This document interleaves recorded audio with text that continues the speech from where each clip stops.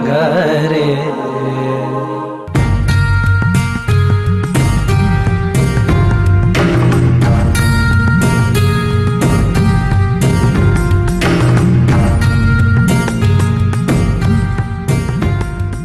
The magical journey of the 5 koshas begins with the coming together of the 5 elements to form the human body. Koshas are concentric sheaths. Deep within the innermost sheath lies the soul, yearning to unite with the divine. The formation of the human body is in the consciousness, even before we take birth. Much like the formation of the pot is in the mind of the potter before the mound of clay is even put on the wheel. According to yogic philosophy, Annamaya Kosha, or the physical body, forms the first sheath. Life got established in Sundara Raja's body and mind, but because of his mother's illness, the 5 elements that make up the causal body were already in imbalance, leading to sickness and instability. Sundara Raja was born on the night of December 14th, 1918.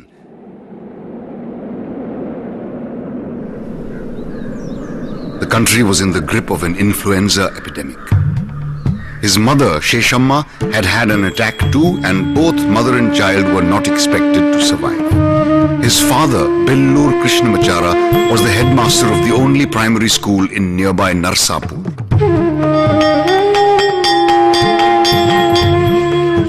Miraculously, both mother and child survived.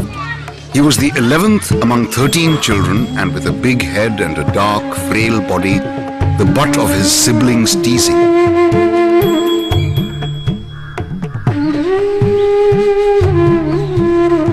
When Sundara Raja was 5, his father retired and the family moved to Bangalore.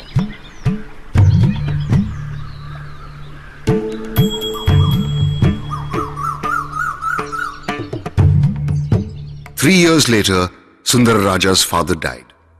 His parting words to him were, "I have struggled very hard in my youth. You will also have to struggle very hard, but eventually you will lead a happy life." At the age of 13, Sundara Raja was stricken by malaria, followed by typhoid. He was in the hospital for a month, but even a year after that, his health did not show any progress. He was so sickly and weak that he passed his lower secondary school exam with great difficulty. At 16, he was only 4 feet 10 inches tall, weighed just 70 pounds, and his chest was a measly 22 inches. The doctor suspected he had tuberculosis and there was no available cure. The doctor predicted that he would live for only 2 or 3 years. So his parents and siblings neglected his health, believing he would not live long, and Sundara Raja was sure he would die sooner than that. The situation was hopeless.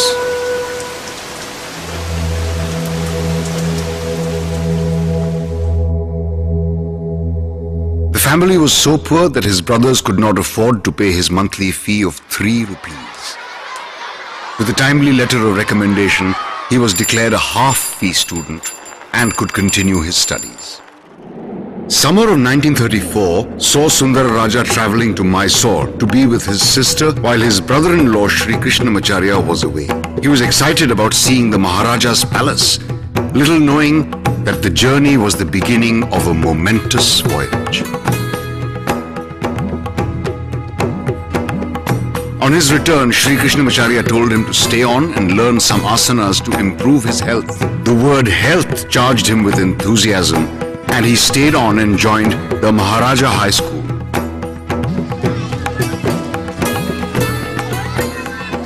But life was far from fun. Though he enjoyed his school, he grew to be scared of his hot-tempered brother-in-law. He was not allowed to bring any friends over, and through his 2 years in Mysore, he could not make any friends. Krishnamacharya became indifferent towards him and ordered him to practice asanas without teaching him or allowing him to go to the Yogshala, where he himself taught. Whenever Sundara Raja asked Sri Krishnamacharya to teach him, he would say, learning asanas depends on one's karma in the previous birth.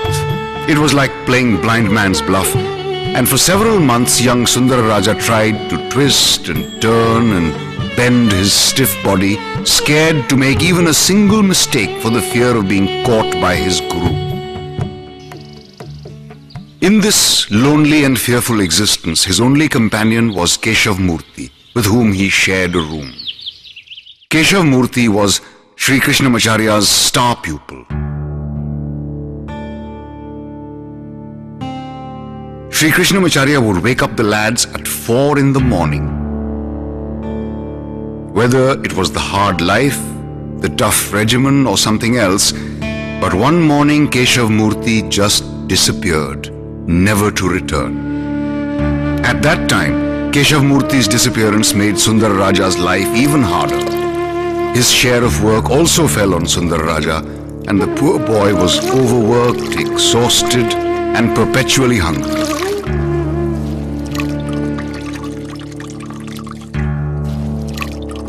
But such was the discipline in Sri Krishnamacharya's house that he could not even ask his sister for food. Everyone was to eat when called and only eat what was served.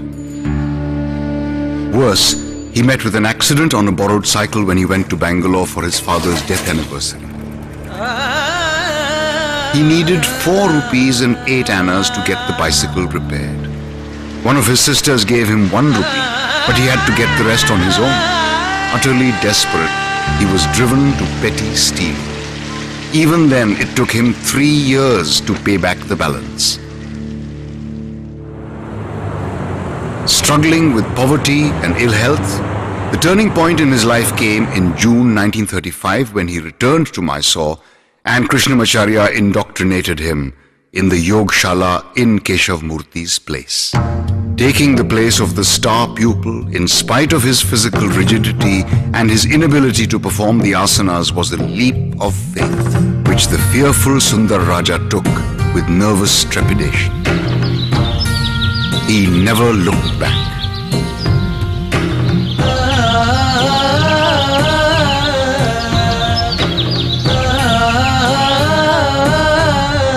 As Sundara Raja was to prove later, his karma in previous lives had certainly been good. Within a month of his learning a few asanas, he was awarded the princely sum of 50 rupees by the Maharaja of Mysore after his first public performance in the Mysore Town Hall in December 1935.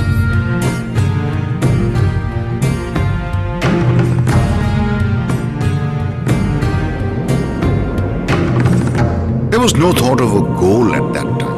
He took to yoga because of circumstances, not because of an inherent zeal or inspiration. His legs would pain terribly, and the backache was unbearable. Fearful of expressing his difficulties to anyone, for years he practiced the asanas mechanically. When his guru commanded him to perform the Hanuman asana, he did it even though he did not have the ability to do so and severely injured himself. His daily routine those days started with getting up at 4 a.m. and watering the garden and ended at 8 p.m. when he returned home after a tiring day of teaching and studying. Exhausted and aching with hunger, he was perpetually drowsy. Consequently, he became a backbencher, and for want of 3 more marks, he failed in English in the secondary school leaving certificate exam. This meant taking the exam again, and this was clearly beyond the means of someone who was unable to have even 2 balanced meals a day. Thus ended his formal education. Destiny was being very unkind to him at such a tender age. But it is only in the dark depths that the promise of a precious jewel lies hidden.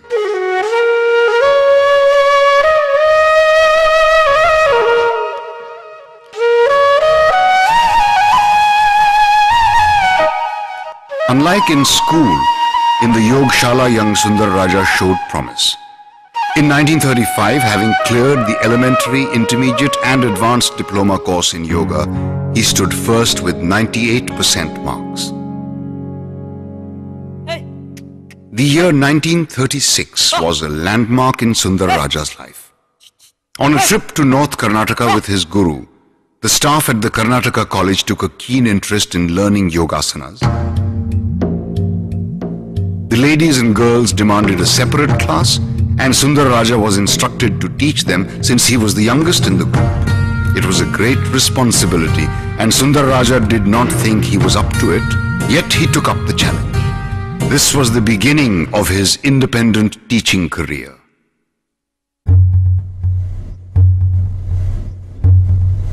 The prana or life energy courses through the body, gaining momentum which leads to growth and more accentuated form. Pranamaya Kosh, the second sheath, is the organic body.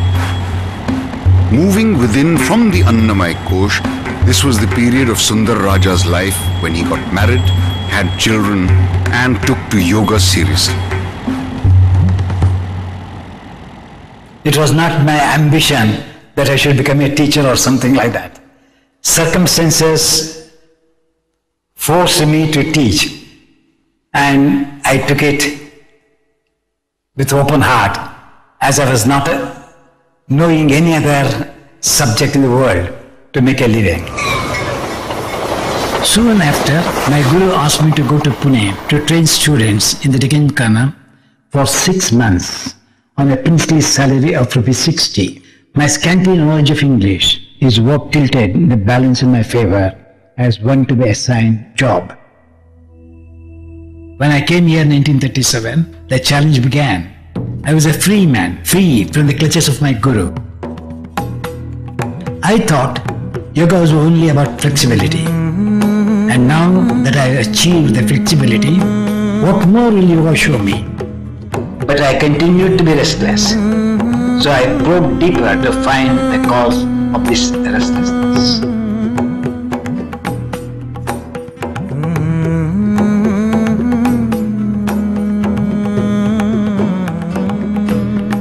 To gain confidence in teaching, I practiced relentlessly. The pain in my body increased instead of decreasing, but I was not scared of even death.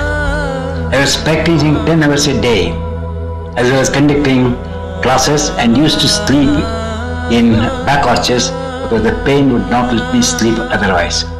People called me a madcap, but I was determined to either survive all or die practicing.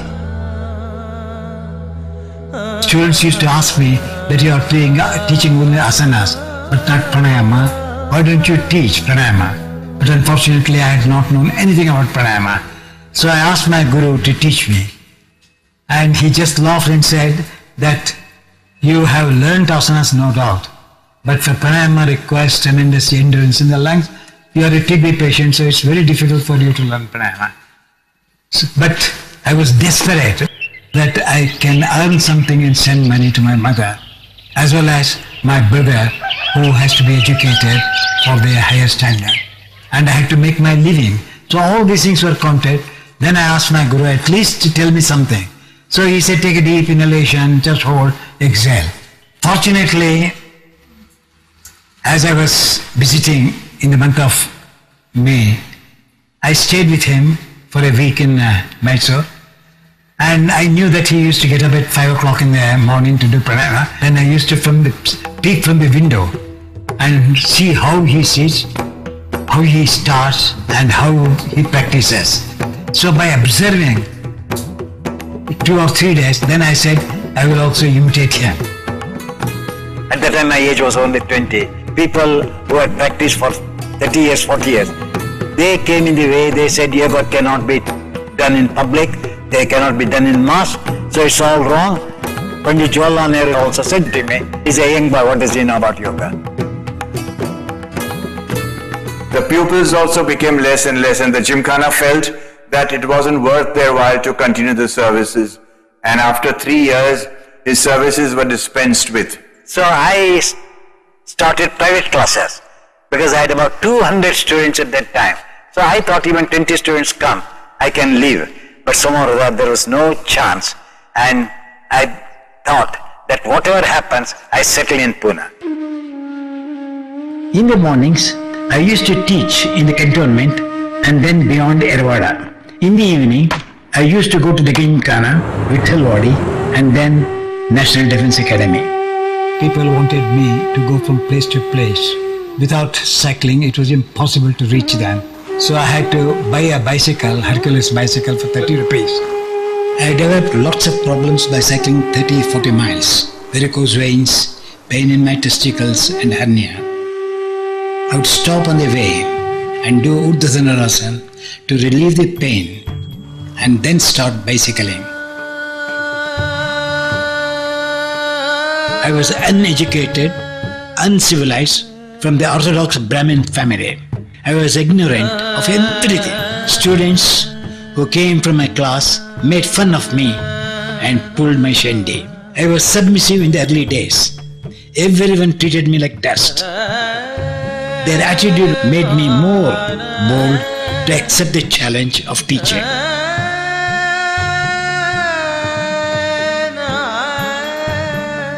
I won the students, but somehow or other jealousy set in.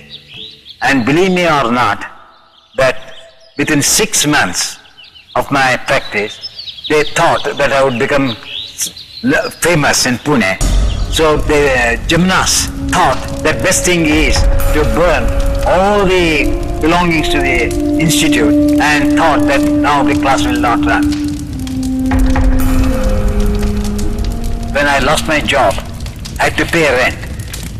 And I was not getting funds. So what I used to do, some rich people who were there, who were my students, so I used to borrow from one saying, give me 20 rupees, I will return next month. So I will pay by installments. So they were willingly agreed. In order to maintain confidence in them that I am not cheating them, so I used to borrow from others and repay 3 rupees, 4 rupees, saying next time I will pay another 2, 3. Like that I went on rotating. After 3 years in Pune, I had only 8 rupees and no job. I found a very small room which I could share with other bachelors. The rent was divided between 6 or 7 of us and my share came to 1 rupee 50 paisa. It was really uncomfortable and I could not relax or think clearly. I was cursing God when I couldn't even get a meal for 3 or 4 days, surviving only on tap water. The process of polishing and sharpening the facets of the rough diamond, which was later going to dazzle the world with its brilliance, was well and truly underway.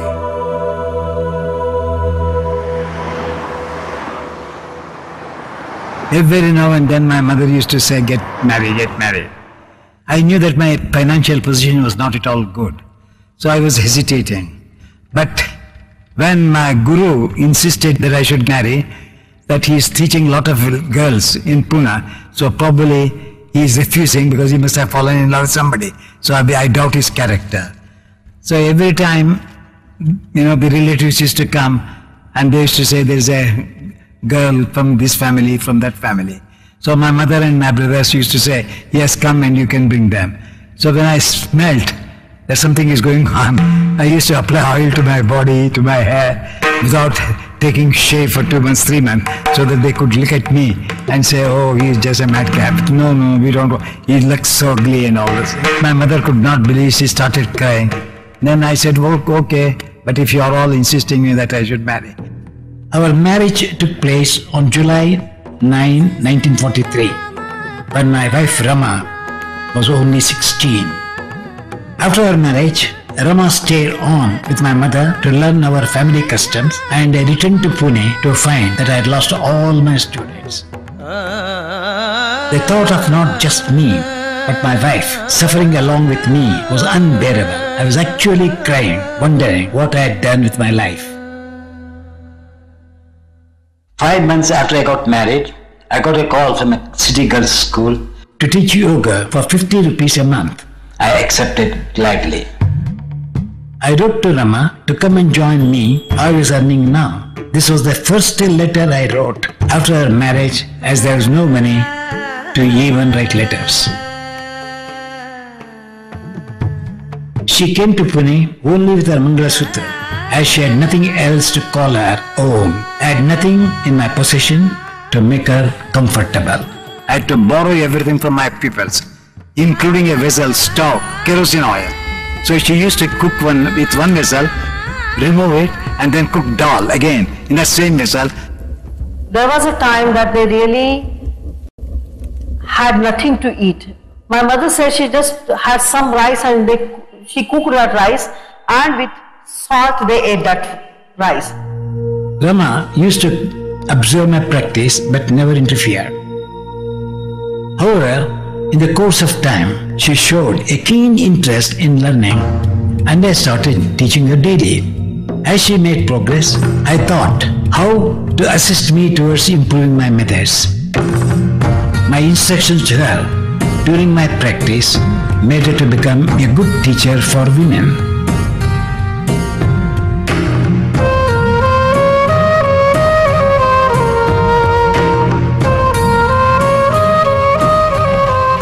I used to practice, I used to get exhausted, but every now and then the inner voice was singing, try, try, try.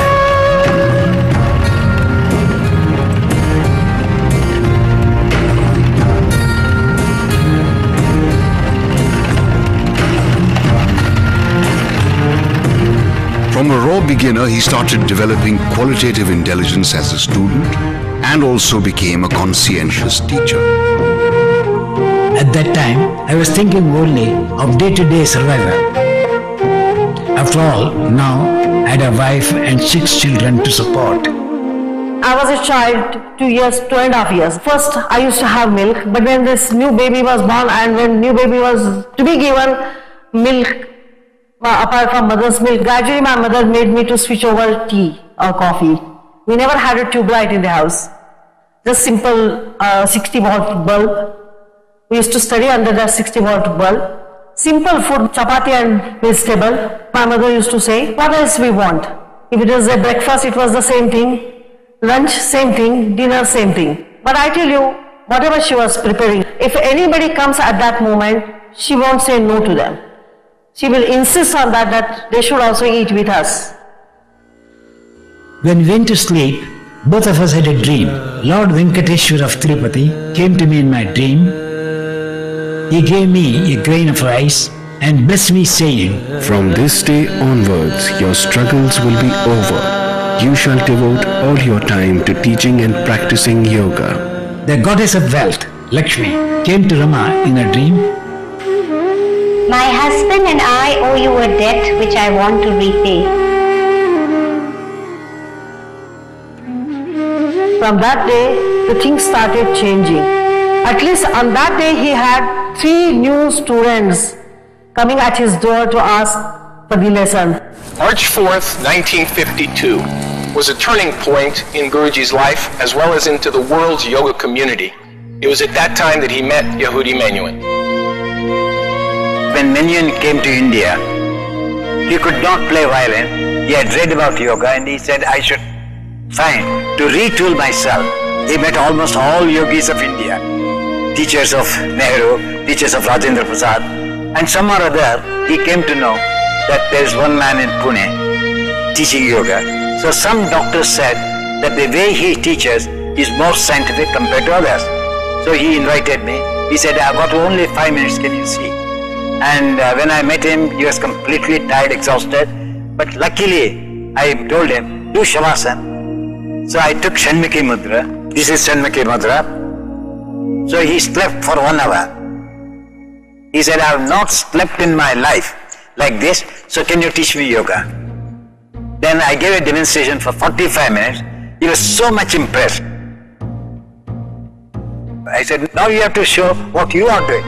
So he showed Shirshasana. The moment he did Shirshasana, he was gasping. I said, this is not the way to do Shirshasana. So when I took him Shirshasana, he felt so light and his voice changed, his breathing process changed. Then he said, why don't you come to England? My years with Mr. Iyengar remain vested in my memory, especially those precious moments when upon occasion I caught that wonderful sense of peace and perfection, allowed me to glimpse a state of being which indeed was worth the effort. We regarded our meeting as one of the great events of our lives.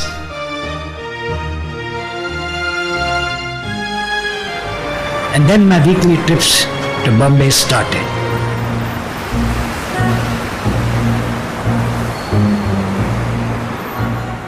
Guruji came to Mumbai every Saturday as regularly as the rising sun.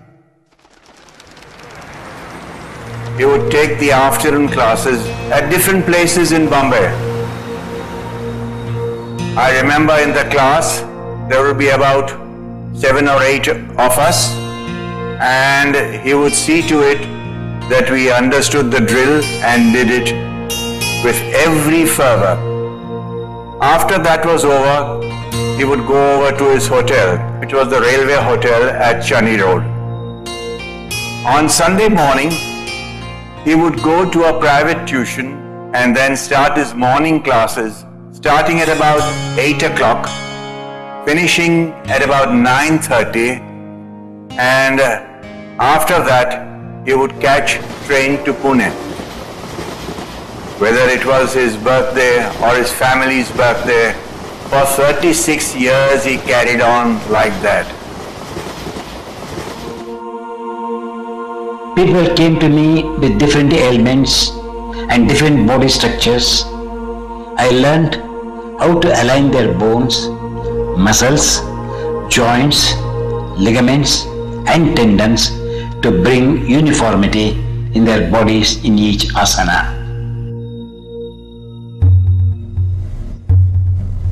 The mind gains clarity, direction, skill and ability in the Manomaya Kosh, the mental body. In this phase of Sundar Raja's life, people were attracted to his teaching. He went abroad and critical mass gathered round him.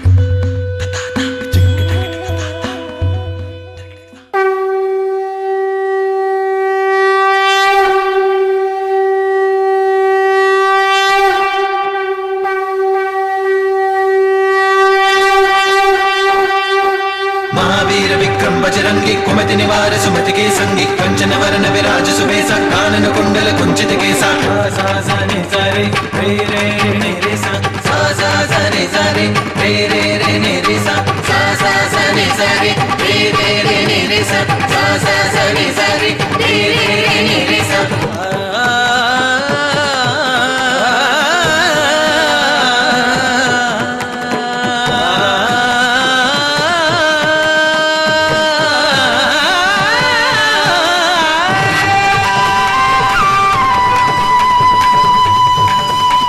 People who only saw my success but did not know about the difficulties I overcame, as it was not my nature to talk about them or lament.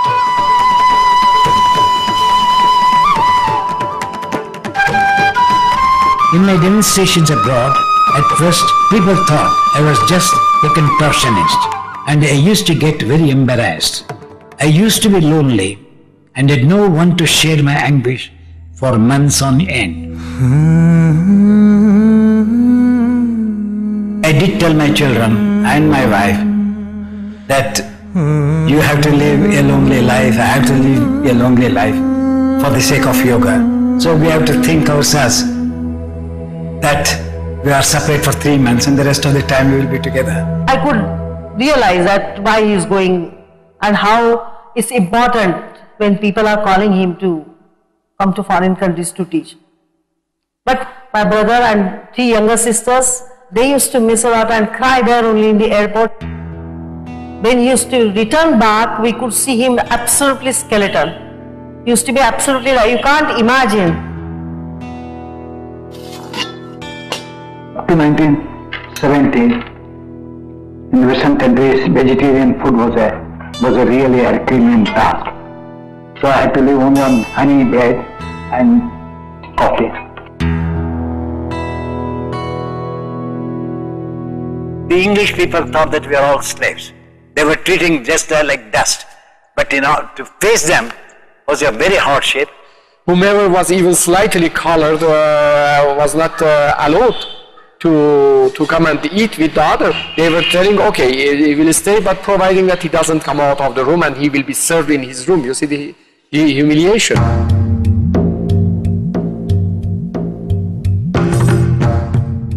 The Pope was interested in meeting him after hearing that a number of priests were studying yoga under one of Mr. Iyengar's former pupils.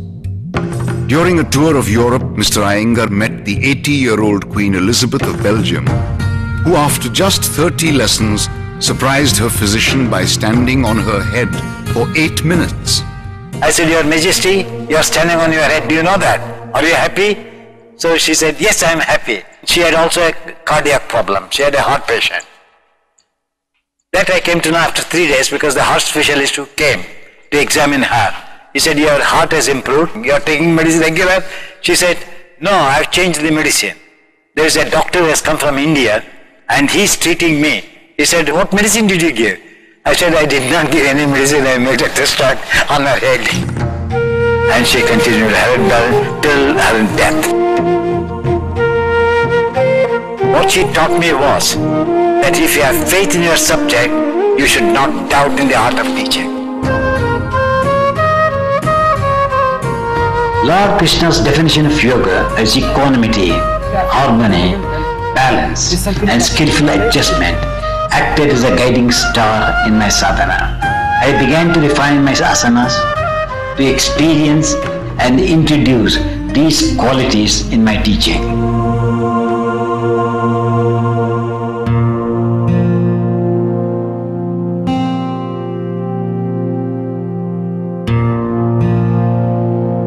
In 1962, Tarapurola Publishers contacted me saying that we want a book from you on yoga. Can you write? Then I said, whatever all know, I have to present, but I will not write a book by giving a dozen photographs and saying that this is yoga, which I was dead against it. Anyhow, I undertook to work. The expressions were not relishing at all. So I told my wife, I don't think I'm born to write a book. So she went on coaxing, try. During the floods in Pune, she had highest concern for his manuscript of Light on Yoga, which had not seen the light of the day. So she took care to see that in case the water came to our house, it had to be preserved. Light on Yoga has been considered to be the magnum opus on the subject of yoga. It's clearly the canon that is used to measure all of the other books on the subject. The epic Light on Yoga took 7 years to come into publication. The moment the book came out, the BBC people interviewed me. They said, Mr. Iyengar, you have also said several times, as many said, that yoga can be learned only by a qualified teacher, but not through books. Now you have brought over a book, so what is your opinion? So I told them, a good book is better than bad teachers. I was teaching a private lesson in my home studio, and the student walked in, very new student, only 2-3 lessons, and she took a couple steps in the door and had a full-blown asthma attack. She was bent forward, she was wheezing, she was gasping for air. I had no idea what was going on with her. She's panicking, and she barely manages to get out in between the wheezes that she's having an asthma attack, and that's how I knew what it was. And I had no idea what to do. So I decided to look in the back of BKS Iyengar's Light on Yoga because I remembered that there's a curative asana section in the back. So I look up asthma, and as soon as I find it in the appendix, I go, oh no. Because the first posture that's the curative asana for asthma is headstand, Shirshasana. And because this girl's such a rank beginner, and because she's having a panic attack and an asthma attack, I think, how in the world am I going to get her upside down? But I have wall ropes, and I made a pelvic swing, and I shoved her up in that pelvic swing and got her to go upside down. Now, what surprised me was not the fact that it worked, because I trusted it. Of course it's going to work. But what surprised me was how quickly it worked.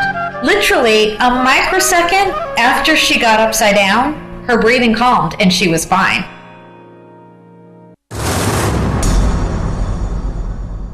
75 years after Mahatma Gandhi faced it, South Africa's apartheid policy came in the way of Mr. Iyengar's traveling to South Africa, where he would have been only a second-class citizen, a position he was not prepared to accept. The yoga enthusiasts in South Africa, not to be discouraged, invited him to Mauritius instead.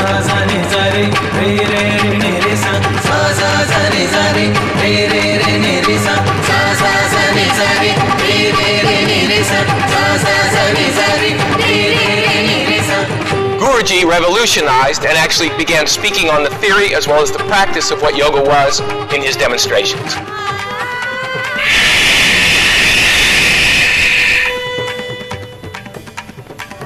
Was the top leg toe also. As this toe is facing the floor, that toe is extended upwards. What I say, freedom from each and every part of our body. Unless and until the freedom is gained in the body, freedom of the mind is a far-fetched idea.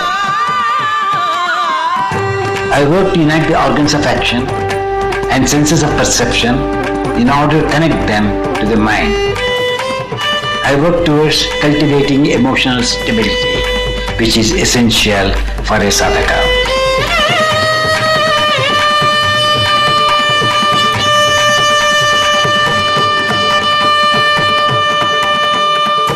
I had to build up that how to present my asanas in such a way that I should attract people and influence them to take to yoga by moving like a dancer from one end to the other end in order to see that the whole stage is covered by one person.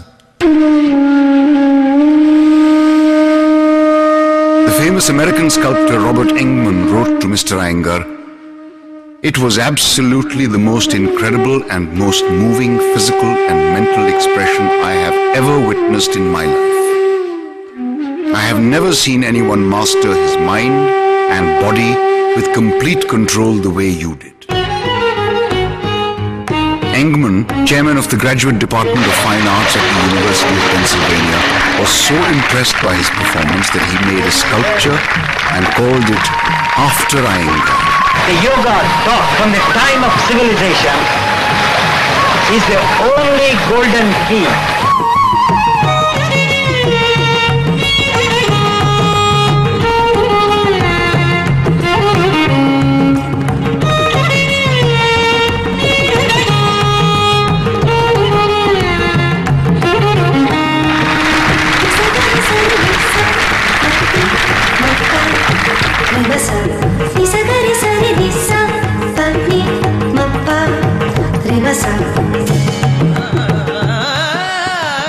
His demonstrations have helped such charitable causes as the War on Want, India Famine Relief, Pune Flood Relief, Prime Minister's Relief Fund, Bhudan Movement, and Catholic Charities.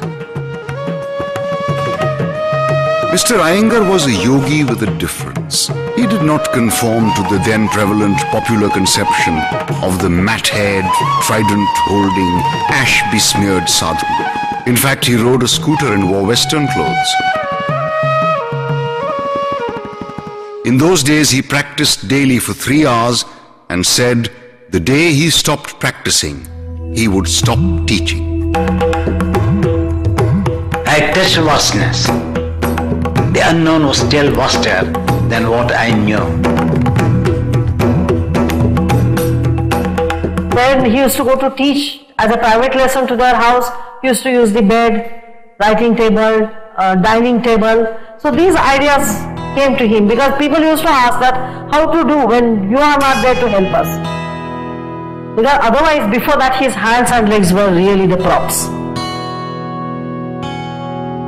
When Patanjali speaks of Sabija Pranayama, supported Pranayama, Nirbija Pranayama, unsupported Pranayama, even in Samadhi, this terminology comes as Sabija Samadhi, Nirbija Samadhi. It struck me that there must be a state where asanas also need a support.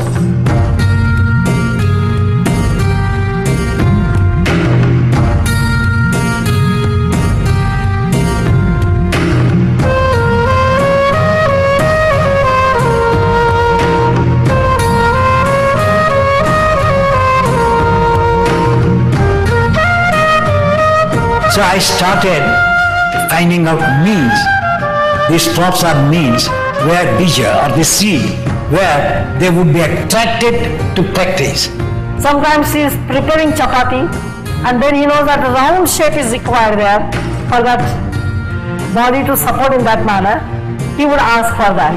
So literally she has to clean that where she is preparing chapati immediately. She has to, the napkin or this thing, she has to clean it and pass it on to him, and then when it returns back again, wash it and then use it for the chapatis. All the time she told that if he has any success, it was because that motto, that energy, that Shakti was Ramamani, his wife behind him. Her role was vital. Her atmosphere really diffused certain things and transformed certain things, and that's how the world was able to receive him. When I was in the peak of life, she passed away. She was really a wonderful lady, very tolerant lady, very helpful lady, and looking after everyone with kind-heartedness. Both of us lived very happily for 30 years. It was really remarkable. He didn't shed a tear. An ordinary man would have been shattered, but he took it in his stride. He hugged the children. He just didn't say anything. Whenever we saw something beautiful, having a beautiful experience, having a nice flight, having something lovely, we thought if she was there, she would enjoy. Believe me, sometimes I felt that he is thinking so much of his wife that his wife was present with us as though she was traveling with us. गीताबाईच्या इथे इतकं सगळं चांगलं होतं ना की आमच्या माझ्या 3 दिराचं 3 मुलींचं लग्न सगळं त्यांनीच केलं. सगळं कपड्यापासून दागिन्यापासून भांड्यापासून सगळं त्यांनीच आणायचं. कधी आम्हाला पैसे द्यावं लागले नाही. कधी म्हणजे कधी त्यांनी असं परक्यासारखं धरलंच नाही. Raman was very keen on me building a house and an institute next to one another so that I could step out of our house and teach. She was very happy when we bought the land. Planes from all over the world flew to Pune in January 1975, and his disciples came from all the 5 continents of the world for the inauguration of the Ramamani Iyengar Memorial Yoga Institute. It was the first of its kind in these parts. The baking is the final test for the pot where it could crack or come out stronger through the final rite of passage. Vijnana or conscious buddhi takes root in the Vijnanamaya kosha or the knowledge sheath. As he journeyed further within, cohesion took place between awareness and consciousness, the heart and the head, and Guruji was able to share knowledge and impact the world.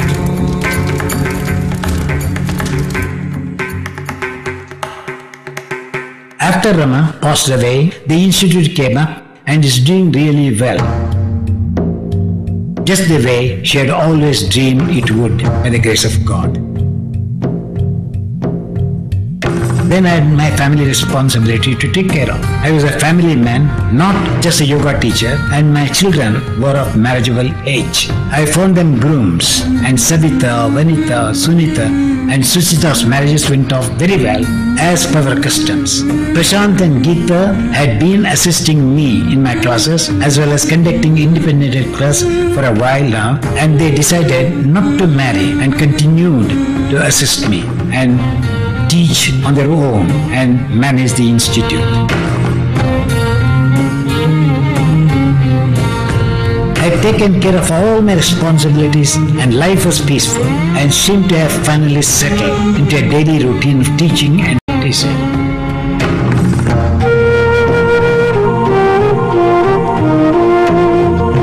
Worldly goals had been achieved and it seemed that the final destination had been reached. But there was a bend in the road ahead with further challenges.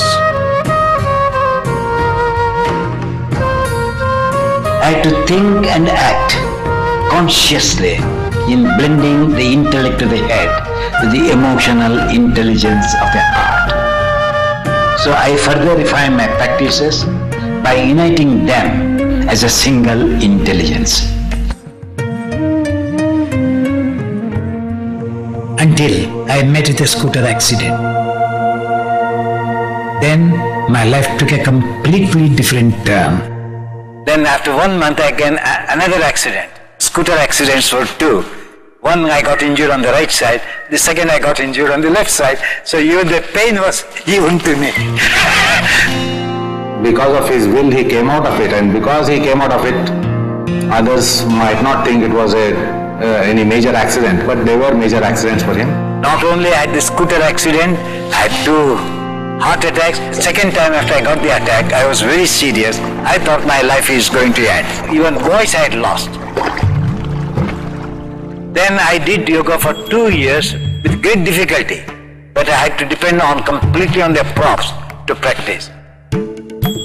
So I restarted, recharged my battery, my intellectual battery, and brought back life into my body. It was this phase that tested Guruji's resolve in asana and yoga the most, in yoga asana the most.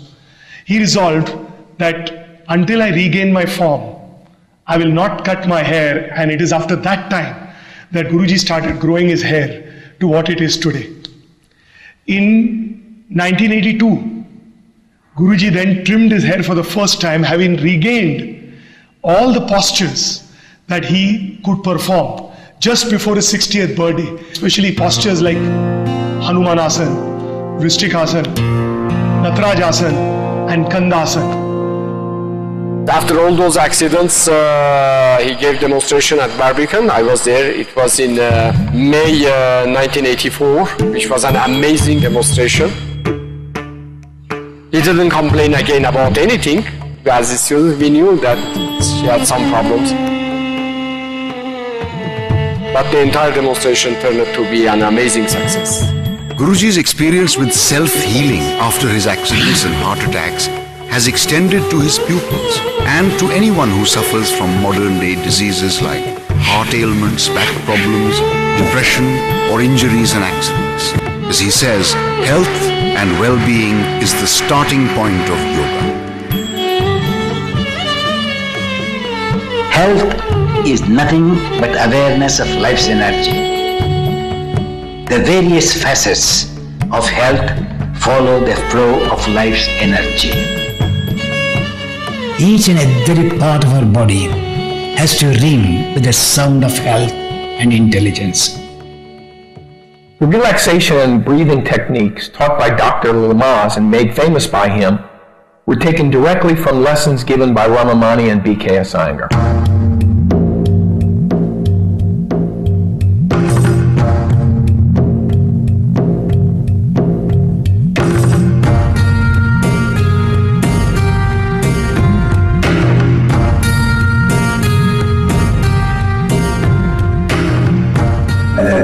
Results. Every year I check in with my doctor and do an MRI of my brain, and the white matter lesions have actually subsided. I feel great, and it's given me a whole new lease on life. The remarkable thing in him is that when he comes near you, he induces a limitless courage in you to do any posture that I want.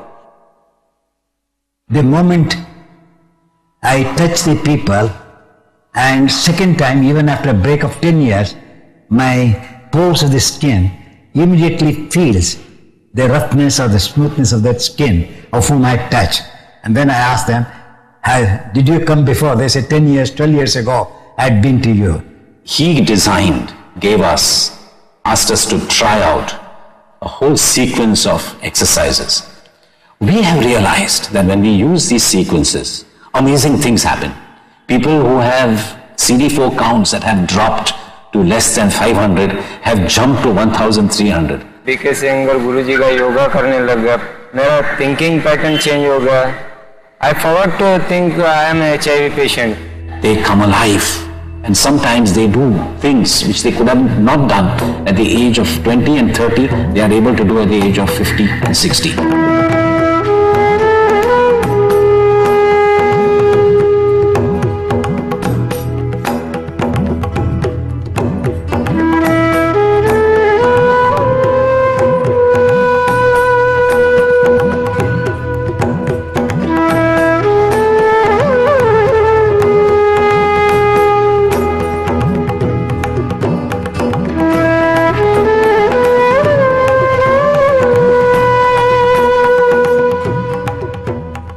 the beginning of the Barbican demonstration, Guruji in Tadasana made an ongoing, uninterrupted and very, very long inhalation and exhalation.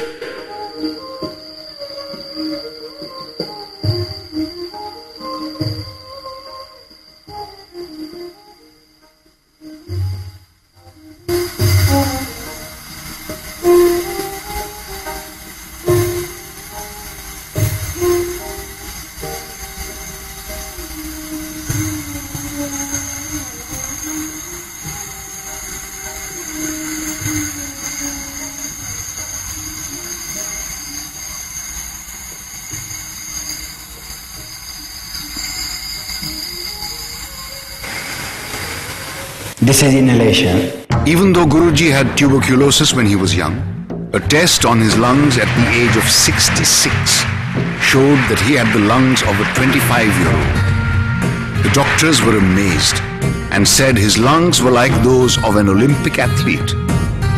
Another test conducted on him at the age of 89 within 5 minutes showed a reading of 5 breaths per minute. The machine had a reading of 20 for a healthy person. This shows that his breathing is very subtle and his exhalations very long and slow, indicating how absolutely calm and peaceful he is. From day-to-day survival, his journey had transformed from the goal of his own health to one encompassing the health and well-being of all humanity. Was there anything left to achieve? I began relearning the asana to bring unity between the elements, intellectual awareness and flow of energy. This made me experience the revolving movement of energy and awareness while going into the asana, staying and coming out of it. Because of the practice, the energy that I get to reach out to people is amazing.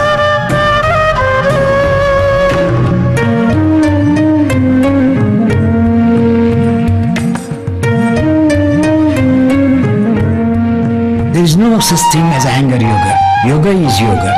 It was given by the creator Brahma, but Patanjali between 500 BC to 300 BC codified it, and hence we began calling him the father of yoga. Guruji explained Patanjali's ideas in ways that were accessible to Westerners. I'm a co-investigator with Kimberly Williams from the University of West Virginia, who funded the first low back project on how to use Iyengar Yoga to overcome low back pain. It got published in a journal, in a peer-reviewed scientific journal called Pain. Likely that helped us then to get funding from the National Institute of Health, Complementary and Alternative Medicine, known as NIH. We got a grant from them for $450,000, again to study Iyengar Yoga and how it helps low back pain. His compassion and love know no bounds. With the use of props, he has invented postures and positions such that every single person, no matter what his affliction, can experience the joy of the ultimate posture.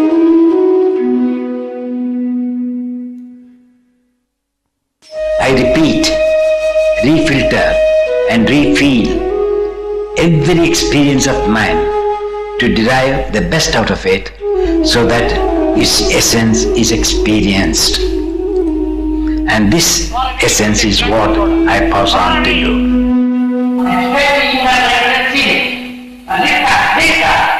It's like milk. Can talk about, the price of milk, the texture of the milk, the color of the milk.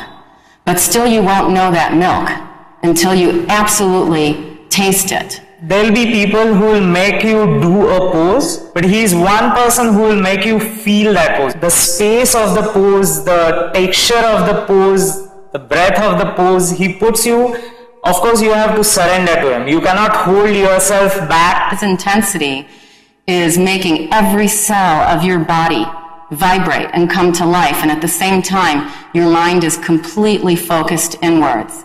It's completely quiet. You're absorbed in that pose.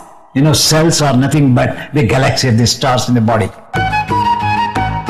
There were times when I felt like, there is a complete barren land, there is nothing coming out, the sun is too hot and it's only dry and dry and dry. There is this one rain and then the grass sprouts out of the ground, and that kind of a life he puts in a person. When Guruji touches me to correct me, say for example he corrects me in the pelvis, through my pelvis he has accessed every part of my being. Through the asanas he has accessed all the other parts within me. So by correcting my body he has corrected my mind. He has accessed my life ultimately through my body. He is a man of unusual prowess, unusual glory, unusual luminosity, unusual heat in him because he is so vibrant. For me, the only way I could be faithful to my celibacy was through yoga. It is Iyengar Yoga alone that has brought together people of all denominations and religions together.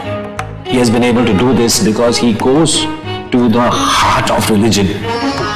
His teaching has made people in the West and the East and all over understand their own faith.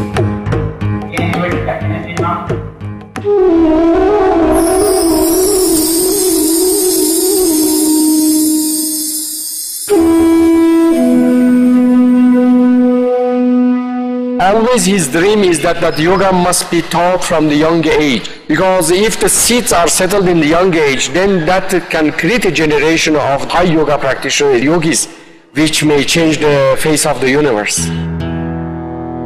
Iyengar Yoga teachers, they are teaching now Iyengar Yoga in many schools in different countries, in many universities also it is introduced. In America there are Riverside University in LA, where there is Iyengar Yoga, which is taught as a subject. And now in Częstochowa University, which is a very big polytechnic school in Poland, the program is just going on. It will open soon, a full course on yoga. That means that bachelors and masters in yoga, and which will be based on Iyengar Yoga. Guruji really was the first yogi to be teaching large groups of people. There is not almost any country where there are not Iyengar Yoga centers nowadays.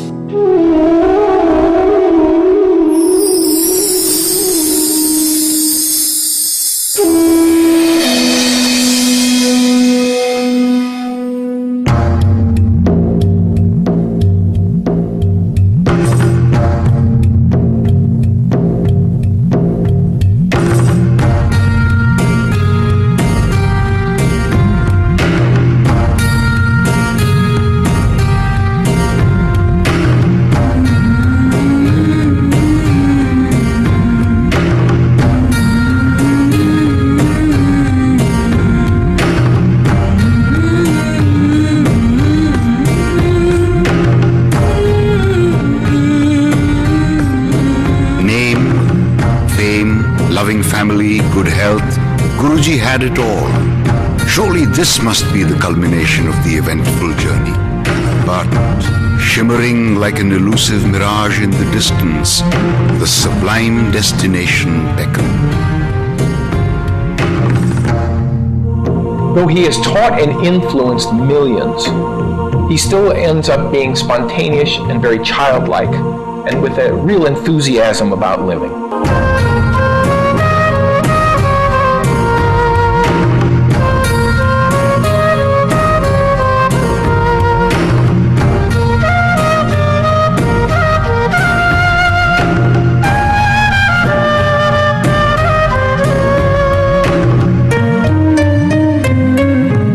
The Ministry of Federal Star Registration has copyrighted a star in honor of Guruji, and it's the Mono Saraswaba 30M 49SD plus I 29, and it's in the name of Yogacharya BKS Iyengar. Maybe that's where I will be practicing after I leave the world. Jati, Desha, Kala, Samaya, Anavichinna, Sarvabhauma, Mahavratam. Yoga, the greatest mighty universal force, unconditioned by place, time and class, belongs to the universe.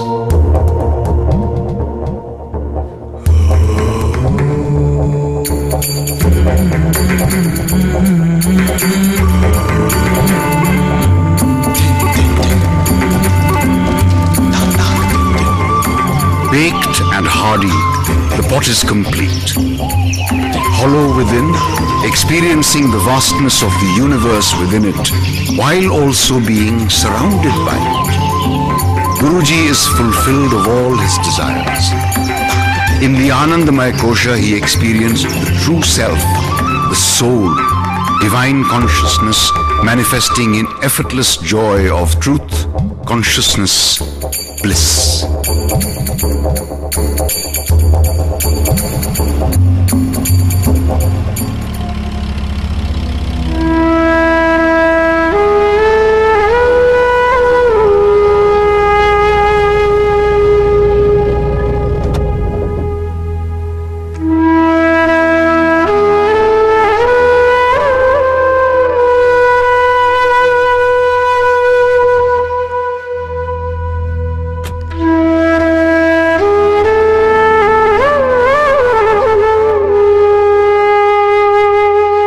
This dream of giving some shelter, food, education to the children of my birthplace. Whatever money I can earn from my books, particularly Light on Life, where I asked them to pay royalty in advance, which came to about 20 million rupees. If God gives me life for 100 years, I can give whatever I earn in my life to my parents' trust, so that the interest they earn can maintain the program. If I have 10 million in corpus, then education here can continue to be free. Free books, food, yoga centers, healthcare, and whatever things are needed. This school was started in 1967 and was the only primary school in this village till 2005. Almost anybody in this village has studied in this school only. Many years ago, we used to call him Sir or Mr. Iyengar, but now we affectionately call him Guruji, but we gave him that name. He didn't take that name because he's a simple teacher. The reason why many of us touch his feet or treat him with such reverence is really because he has shown us what man's true potential is. This is not treating him like a god, but treating him like the human that we're all trying to become at some point in our lives. His spirit of poverty, I really see him, and that's the same characteristic of Mother Teresa. He's a divine personality, but he has that amazing power of becoming a simple human being like you and me in the daily life when he is with us. But keeping always that divine light igniting within. The light is there, but outside he becomes like us.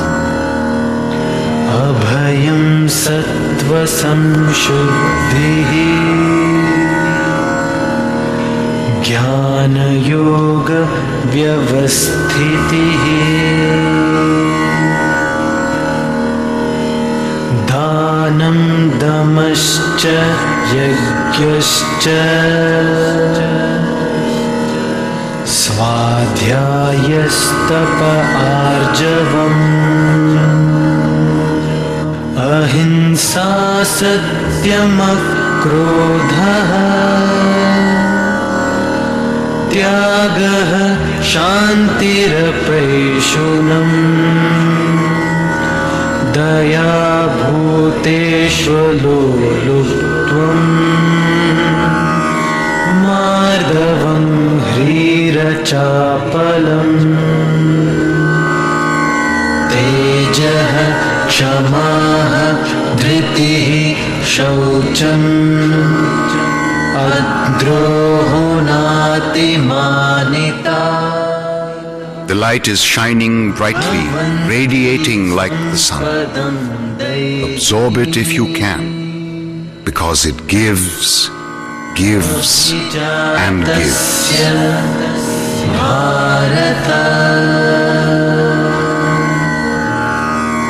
The bliss I experienced made me probe further to understand where this unlimited joy was springing from.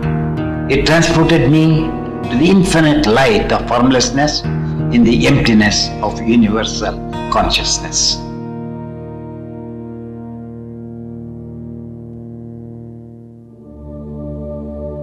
With the culmination of the Panchkoshi sadhana, all the Maya dissolves. The seeker completely disappears, and only the seer remains, beyond the elements of matter and form, observing, in the alert, passive state of Manolaya.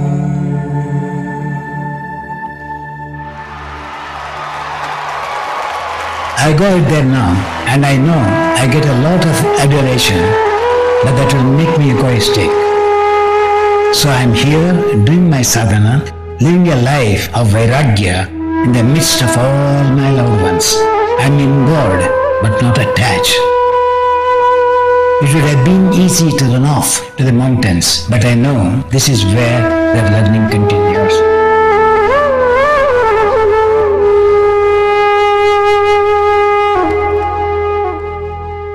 Even at the age of 90 now, I practice for 3 hours every day.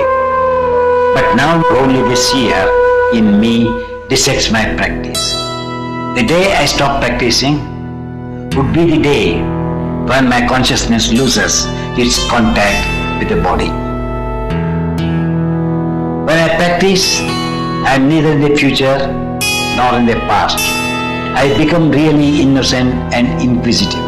I accept the new experiences with the joy that comes throughout my practices. My mind is watchful but completely quiet.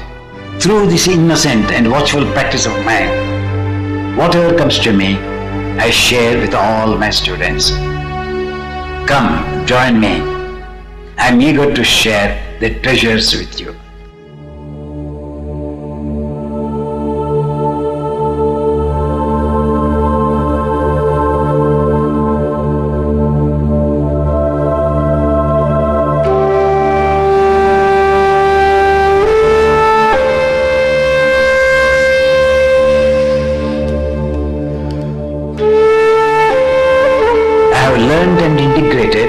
The 7 states of awareness: the body, the senses, the breath, the mind, the intellect, the intelligence, and the consciousness, to experience the lost state, that is, the self or the soul. No words can describe what I experience now. It is beyond sound and words.